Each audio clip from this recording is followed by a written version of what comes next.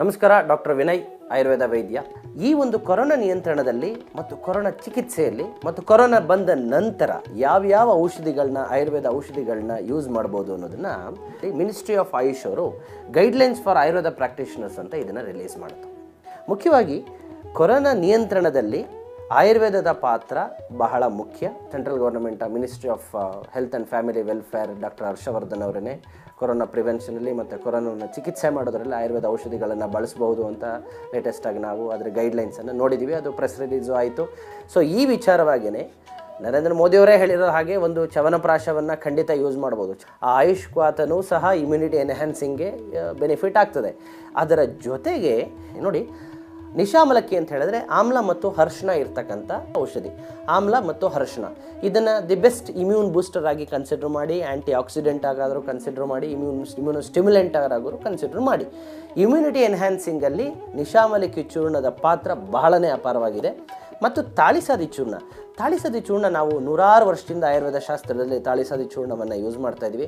ನೋಡಿ, ತಾಳಿಸಾದಿ ಚೂರ್ಣ ನಾವು ಹೆಚ್ಚು ಶ್ವಾಸಕೋಶಕ್ಕೆ ಸಂಬಂಧಪಟ್ಟಂಥ ಕಾಯಿಲೆ ಮತ್ತು ಜ್ವರ ಹಾಗೂ ಜೀರ್ಣಾಂಗಕ್ಕೆ ಸಂಬಂಧಪಟ್ಟಂಥ ಕಾಯಿಲೆಗಳಿಗೆ ಈ ಔಷಧಿಯನ್ನು ಕೊಡ್ತೀವಿ. ಸೊ ಈ ಸಂದರ್ಭದಲ್ಲಿ ಇದು ಕೊರೋನಾ ಶ್ವಾಸಕೋಶಕ್ಕೆ ಸಂಬಂಧಪಟ್ಟಂಥ ಕಾಯಿಲೆ ಮತ್ತು ಕೊರೋನಾ ಬಂದ ಮೇಲೆ ನಮ್ಮ ಇಮ್ಯುನಿಟಿ ಡ್ರಾಪ್ ಆಗೋದ್ರಿಂದ ಇಮ್ಯುನೋ ಸ್ಟಿಮ್ಯುಲೆಂಟ್ ಆಗಿ ಒಂದು ಮತ್ತು ರೆಸ್ಪಿರೇಟರಿ ಕಾಯಿಲೆಗಳು ಯಾವುದೂ ಬರದಾಗೆ ಈ ತಾಳಿಸಾದಿ ಚೂರ್ಣ ನೋಡ್ಕೊಳ್ಳೋದ್ರಿಂದ ಈ ಎರಡು ಚೂರ್ಣವನ್ನು ನಾನು ಚೂಸ್ ಮಾಡಿಕೊಂಡೆ. 10 ವರ್ಷದ ನಂತರದವರು ಎಲ್ಲರೂ ಸಹ ಯೂಸ್ ಮಾಡಬಹುದು. ನಿಮಗೆ ಡಯಾಬಿಟಿಸ್ ಇರಲಿ, ಹೈಪರ್ ಟೆನ್ಷನ್ ಇರಲಿ, ಮತ್ತು ಇನ್ನಿತರ ಔಷಧಿಗಳನ್ನ ನೀವು ತಗೊತಾ ಇರಲಿ, ಯಾವುದೇ ಡ್ರಗ್ ಇಂಟರಾಕ್ಟಿವ್ ಎಫೆಕ್ಟ್ ಇಲ್ಲ. ದಿನಕ್ಕೆ 1 ಬಾರಿ ಊಟ ಆದಮೇಲೆ 2.5 ಟೀ ಸ್ಪೂನ್ ಯೂಸ್ ಮಾಡ್ಬೋದು. ಈ ಔಷಧಿಗಳು ನಿಮಗೆ ಎಲ್ಲ ಆಯುರ್ವೇದ ಶಾಪಲ್ಲೂ ಸಿಗ್ತದೆ. ಇದು ಆಯುರ್ವೇದ ನಮ್ಮಲ್ಲಿ ಏನು ಸುಮಾರಷ್ಟು ಕಂಪ್ನಿಗಳಿದೆ, ಆಲ್ಮೋಸ್ಟ್ ಎಲ್ಲ ಕಂಪ್ನಿಯವರು ಸಹ ಈ ಔಷಧಿಯನ್ನು ಮ್ಯಾನುಫ್ಯಾಕ್ಚರ್ ಮಾಡ್ತಾರೆ. ಎಷ್ಟು ದಿವಸಗಳು ತಗೋಬೇಕು ಅನ್ನೋದನ್ನು ಕನ್ಸಿಡರ್ ಮಾಡಿದಾಗ ನೀವು ಇದನ್ನು 3 ಮಂತ್ಸ್ ಯೂಸ್ ಮಾಡಬೇಕು. ಶಾಸ್ತ್ರೀಯ ಔಷಧಿಗಳೇ ಇದು, ಯಾವುದೂ ಸಹ ನಾನು ಸ್ವಂತ ಕಾಂಬಿನೇಷನ್ ಮಾಡಿರ್ತಕ್ಕಂಥದ್ದಲ್ಲ. ಇದು ಆಯುರ್ವೇದ ಶಾಸ್ತ್ರದಲ್ಲಿ ನೂರಾರು ವರ್ಷದಿಂದ ಹೇಳಿರ್ತಕ್ಕಂಥ ಔಷಧಿನೇ. ಇದರ ಜೊತೆಗೆ ಪ್ರತಿಯೊಬ್ಬರೂ ಸಹ ಟೀಮು ಕಂಪಲ್ಸರಿ ಆಗಬೇಕು.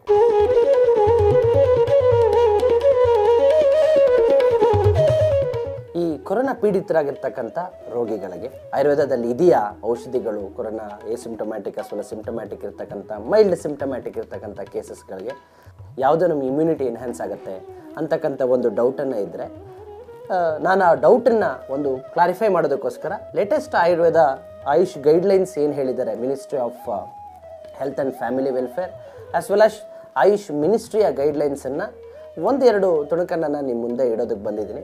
ಮುಖ್ಯವಾಗಿ ಎಸಿಂಪ್ಟಮ್ಯಾಟಿಕ್ ಮತ್ತು ಸಿಂಪ್ಟಮ್ಯಾಟಿಕ್ ಕೇಸಸ್ಗಳಲ್ಲಿ ಆಯುರ್ವೇದ ಔಷಧಿನ ತಗೊಳ್ಳೋದ್ರ ಜೊತೆಗೆ ತಾವೆಲ್ಲರೂ ಸಹ ಸ್ಟ್ಯಾಂಡಿಂಗ್ ಇನ್ಸ್ಟ್ರಕ್ಷನ್ಸ್ ಏನಿದೆ, world health organization, state government as well as central ಗೌರ್ನಮೆಂಟ್ನ ಸ್ಟ್ಯಾಂಡಿಂಗ್ ಇನ್ಸ್ಟ್ರಕ್ಷನ್ಸ್ ಏನಿದೆ, ಆ ಔಷಧಿಗಳ ಜೊತೆಗೆ ಈ ಔಷಧಿನ ದಯವಿಟ್ಟು ತಗೋಬೇಕು.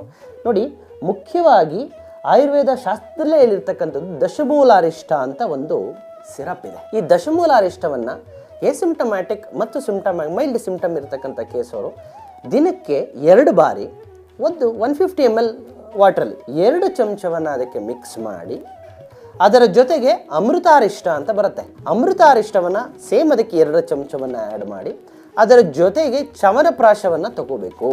ನೋಡಿ, ದಶಮೂಲಾರಿಷ್ಟ, ಅಮೃತಾರಿಷ್ಟ ಮತ್ತು ಸ್ಟೀಮಿನ ಜೊತೆಗೆ ತಾವು ತಾಳಿಸಾದಿ ಚೂರ್ಣ ಮತ್ತು ನಿಶಾಮಲಕ್ಕಿ ಚೂರ್ಣವನ್ನು ತಗೋಬೋದು. ತಾಳಿಸಾದಿ ಚೂರ್ಣದ ಬಗ್ಗೆ ಒಂದು ವಿಚಾರ ಹೇಳಬೇಕಂದ್ರೆ, ತಾಳಿಸಾದಿ ಚೂರ್ಣವನ್ನು ನಾವು ರೆಸ್ಪಿರೇಟರಿ ಏಲ್ಮೆಂಟ್ಸು ಮತ್ತು ಡೈಜೆಸ್ಟಿವ್ ಏಲ್ಮೆಂಟ್ಸ್ಗೆ ತಗೋತೀವಿ. ನೋಡಿ, ರೆಸ್ಪಿರೇಟರಿ ಏಲ್ಮೆಂಟ್ಸ್ ಅಂತಂದರೆ ವೈರಸ್ಸಿಂದನೂ ಬರ್ಬೋದು, ಬ್ಯಾಕ್ಟೀರಿಯಾದಿಂದನೂ ಬರ್ಬೋದು. ಅಂದರೆ it is best anti microbial ಅನ್ನೋದು ಗೊತ್ತಾಯಿತು. ನಿಶಾಮಲಕ್ಕಿ ಚೂರ್ಣ ಅಂತ ಹೇಳಿದ್ರೆ ಆಮ್ಲ ಮತ್ತು ಅರಿಶಿಣ ಇರತಕ್ಕಂಥ ಔಷಧಿ. ಆಮ್ಲ ಮತ್ತು ಅರಿಶಿಣ ಇಲ್ಲಿ ಇಮ್ಯುನಿಟಿ ಎನ್ಹ್ಯಾನ್ಸಿಂಗ್ ಅಥವಾ ಇಮ್ಯುನೋ ಸ್ಟಿಮ್ಯುಲೆಂಟ್ ಅಂತ ಕನ್ಸಿಡರ್ ಮಾಡ್ಕೊಳ್ಳಿ.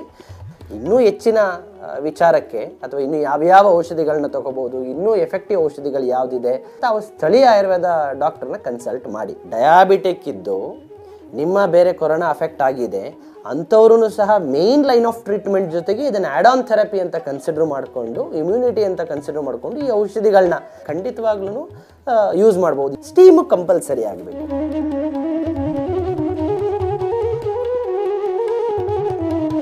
ನಾವೊಂದು 4-5 ಜನ ಒಂದು ತಂಡವನ್ನು ರಚನೆ ಮಾಡಿ ಇವತ್ತಿನವರೆಗೂ 15,000 ಆಯುರ್ವೇದ ಈ ತಾಳಿಸಾದಿ ಮತ್ತು ನಿಶಾಮಲಕ್ಕಿ ಚೂರ್ಣವನ್ನೇ ಫ್ರಂಟ್ ಲೈನ್ ವ್ಯಾರಿಯರ್ಸ್ ಅಂತ ಏನು ನಮ್ಮ ಪ್ರಧಾನಮಂತ್ರಿಯವರು ಅಪ್ರಿಷಿಯೇಟ್ ಮಾಡಿದರು, ಪೊಲೀಸ್ ಪರ್ಸನಲ್ಲು, ಆಶಾ ಕಾರ್ಯಕರ್ತರು ಆಸ್ ವೆಲ್ ಆಸ್ ನಮ್ಮ ಪೌರ ಕಾರ್ಮಿಕರು ಮತ್ತು ಇನ್ನಿತರ ಗೌರ್ಮೆಂಟ್ ಅಫಿಷಿಯಲ್ಸು.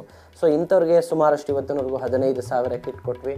ಬೆಂಗಳೂರು ಮತ್ತು ಮೈಸೂರು ಹಾಟ್ಸ್ಪಾಟ್ ಪೊಲೀಸ್ ಸ್ಟೇಷನ್ಸ್ಗಳಲ್ಲಿ ಮತ್ತು ಬೆಂಗಳೂರಿನ ವಿಧಾನಸೌಧ ಮತ್ತು ವಿಕಾಸ್ ಸೌಧದ ಎಂಪ್ಲಾಯೀಸ್ ಅಸೋಸಿಯೇಷನ್, ಸೆಕ್ರೆಟರೇಟ್ ಆಫೀಸರ್ಸ್ ಅಸೋಸಿಯೇಷನ್ನು ಜೊತೆಗೆ ಕೈಗೂಡಿಸಿ along with presence of chief secretary Vijaya Bhaskar ಅವರ ಒಂದು ಸಮ್ಮುಖದಲ್ಲೇ ಔಷಧಿಗಳನ್ನ ಕೊಟ್ವಿ. ಗುರು ಪ್ರೇರೇಪಣೆಯಿಂದ, ಗುರು ಪ್ರೀತ್ಯರ್ಥವಾಗಿ ಈ ಕೆಲಸವನ್ನು ಮಾಡಿದ್ದೀವಿ. ಸರ್ವೇ ಜನ ಸುಖಿನೋ ಭವಂತು. ಸರ್ವಂ ಶ್ರೀಕೃಷ್ಣ ಅರ್ಪಣಮಸ್ತು.